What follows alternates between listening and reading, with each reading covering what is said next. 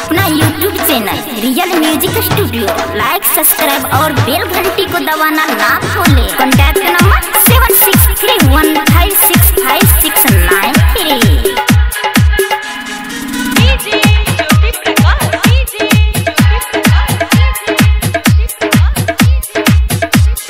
जहिया तू मिलबू अकेला में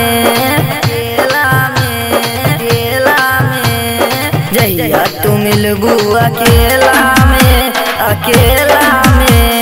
चुम्मा ले करवागन के मेला में, चुम्मा ले करवागन के मेला में, कस ले धके हम कोरा में, कस ले धके हम कोरा में, चुम्मा ले दशहरा के मेला में, चुम्मा ले दशहरा के मेला में, जहिया तू मिलबू अकेला में।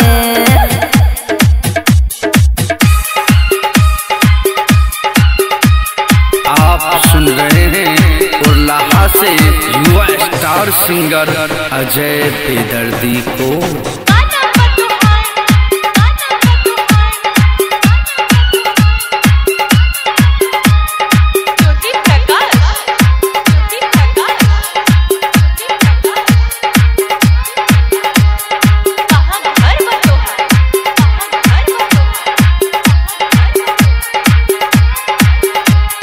जवन जवन चीज खेबू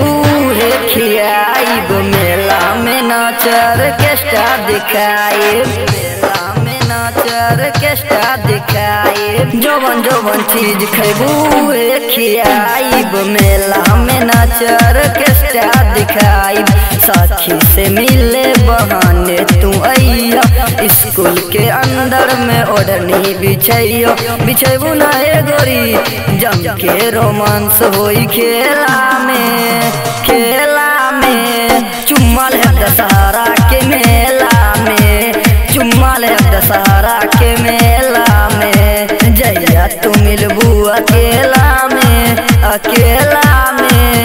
चुम्मा ले दशहरा के मेला में, चुम्मा ले दशहरा के मेला में।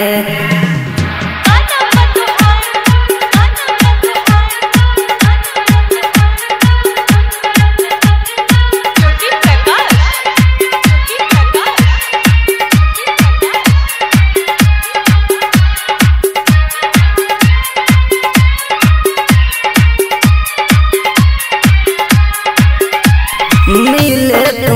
गोरी सज के सवर के, धीरे से छुअब गोरी तोहरा बदन के, धीरे से छुअब गोरी तोहरा बदन के, मिले तू गोरी सज के सवर के, धीरे से छुअब गोरी तोहरा बदन के, राइटर विजय के तोरिया न आस हो, साँचे तू अबू बाटे विश्वास हो, साँचे तू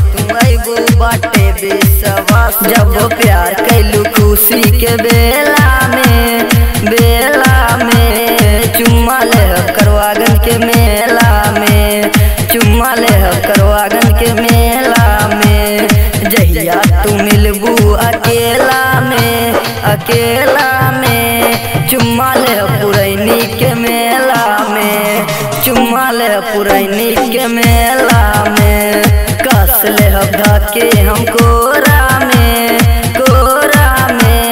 कस ले धके हम कोरा में, चुम्मा ले करवागन के मेला में, चुम्मा ले करवागन के मेला